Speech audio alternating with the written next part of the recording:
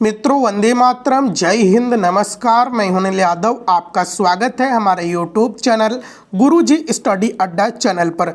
मित्रों, आज की वीडियो में हम लोग अध्ययन करेंगे एकीकृत शिक्षा क्या है और सबसे बड़ा कन्फ्यूजन है एकीकृत शिक्षा, विशिष्ट शिक्षा और समावेशी शिक्षा में अंतर क्या है, इसके बारे में पूरा अध्ययन करेंगे। मित्रों, इस वीडियो में पूरा कन्फ्यूजन दूर करेंगे, क्योंकि मित्रों यहाँ से आपके एग्जाम बीएड सेमेस्टर और डीएलएड सेमेस्टर में हर बार एक क्वेश्चन जरूर पूछा जाता है। एकीकृत शिक्षा क्या है? एकीकृत शिक्षा वह शिक्षा है जिसके अंतर्गत शारीरिक रूप से बाधित या अक्षम बच्चों को सामान्य बच्चों के साथ सामान्य कक्षा में एक साथ शिक्षा दिया जाता है। एकीकृत शिक्षा विशिष्ट शिक्षा का विकल्प न होकर विशिष्ट शिक्षा का पूरक है।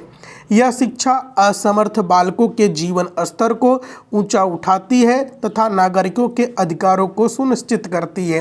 तो मित्रों, हम आपको बता दें कि जो एकीकृत शिक्षा है यह विशिष्ट शिक्षा नहीं है, बल्कि विशिष्ट शिक्षा से हटकर है। देखिए मित्रों, जो विशिष्ट शिक्षा होती है उसमें पूरी तरह से विशिष्ट बालक होते हैं, उसमें पूरी तरह से मूक बधिर बालक होते हैं, यानी कि सब कुछ विशिष्ट होता है। जबकि मित्रों एकीकृत शिक्षा में मनोवैज्ञानिकों ने यह अध्ययन किया कि जो शारीरिक रूप से अक्षम बालक हैं या असक्षम बालक हैं, जो कम शारीरिक रूप से अक्षम बालक हैं, ऐसे बालकों को मित्रों हम सामान्य कक्षा में पढ़ाएं, सामान्य बच्चों के साथ पढ़ाएं, तो जो इसमें कुंठा का शिकार था कि हम इतना अलग क्यों हैं, तो इनके अलगपन यानी अकेलापन को दूर किया जा सके। जब ये सामान्य बालकों के साथ बैठा कर पढ़ाएंगे तो इनके अंदर कुंठा की भावना उत्पन्न नहीं होगी। लेकिन मित्रों एक समस्या और है एकीकृत शिक्षा में। एकीकृत शिक्षा में सामान्य बालकों के साथ सामान्य बच्चों के साथ हम शारीरिक रूप से अक्षम बालक असक्षमता वाले बालकों को पढ़ाएंगे तो, लेकिन एक कंडीशन है कि ज़रूरत पड़ने पर हम ऐसे बच्चों को जो शारीरिक रूप से अक्षम बालक है, जो बाधित बालक है, ऐसे बालकों को ज़रूरत पड़ने पर अतिरिक्त कक्षा व्यवस्था हम उपलब्ध कराएंगे। ऐसे बालकों को जो शारीरिक रूप से बाधित बालक है, अक्षम बालक है, ऐसे बालकों को ज़रूरत पड़ने पर विशेष कक्षा योजना आरंभ करेंगे, विशेषज्ञों का इनको मार्गदर्शन दिलवाएंगे और मित्रों इनको हम आवासीय विद्यालय में रखेंगे। तो यह इनकी इस विशेषता की वजह से इसे हम एकीकृत शिक्षा कहते हैं। एकीकृत शिक्षा का उद्देश्य है एकीकृत शिक्षा विशिष्ट व सामान्य बालकों में एक सी शिक्षा प्रदान करता है।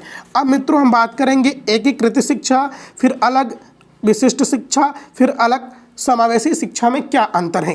देखिए मित्रों, आपने यह जाना कि एकीकृत शिक्षा में शारीरिक रूप से बाधित बालक आते हैं और इनके साथ कौन बालक आते हैं? सामान्य बालक आते हैं।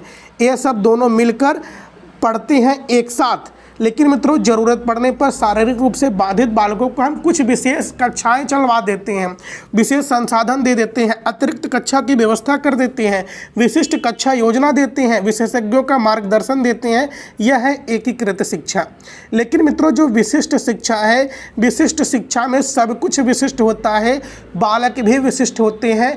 इसमें अधिकतर पूर्ण रूप से मूक बधिर बालक होते हैं, पूर्ण रूप से दिव्यांग विकलांग बालक होते हैं, उनके लिए ब्रेल लिपि होती है, यानी कि सब कुछ विशिष्ट होता है। इसे हम कहते हैं विशिष्ट शिक्षा।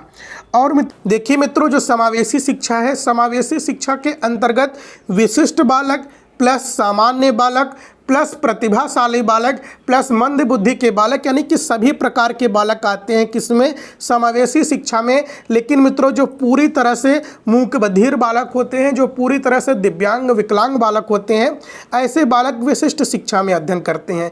लेकिन मित्रों को जो कम आंशिक रूप से मूक बधिर बालक होते हैं, जो कम आंशिक रूप से दिव्यांग विकलांग बालक होते हैं, जिनको कुछ सुविधाएं प्रदान करके हम समावेशी कक्षा में समायोजित कर सकते हैं, ऐसे बालक को समावेशी शिक्षा के अंतर्गत शिक्षित किया जाता है। और मित्रों जो एकीकृत शिक्षा है, एकीकृत शिक्षा में यह व्यवस्था होती है ऐसे बालक जो विशिष्ट बालक होते हैं, जो आंशिक रूप से बाधित बालक होते हैं, ऐसे बालकों को हम सामान्य बालकों के साथ बैठाकर पढ़ाते हैं। लेकिन हम इनको ज़रूरत पड़ने पर इनको हम कुछ विशेष कक्षाएं उपलब्ध करवाते हैं, कुछ ज़रूरी संसाधन उपलब्ध करवाते हैं, अतिरिक्त कक्षा की भी व्यवस्था कर देते हैं, विशेष कक्षा का भी आयोजन कर देते हैं, विशेषज्ञों का भी मार्गदर्शन देते हैं और जब इनकी कुछ ज़रूरतें पूरी हो जाती है तो उनको सामान्य बालकों के साथ भी मिलाकर बैठाकर पढ़ाया जाता है। यह मित्रों मुख्य रूप से अंतर होती है एकीकृत शिक्षा, विशिष्ट शिक्षा और समावेशी शिक्षा में।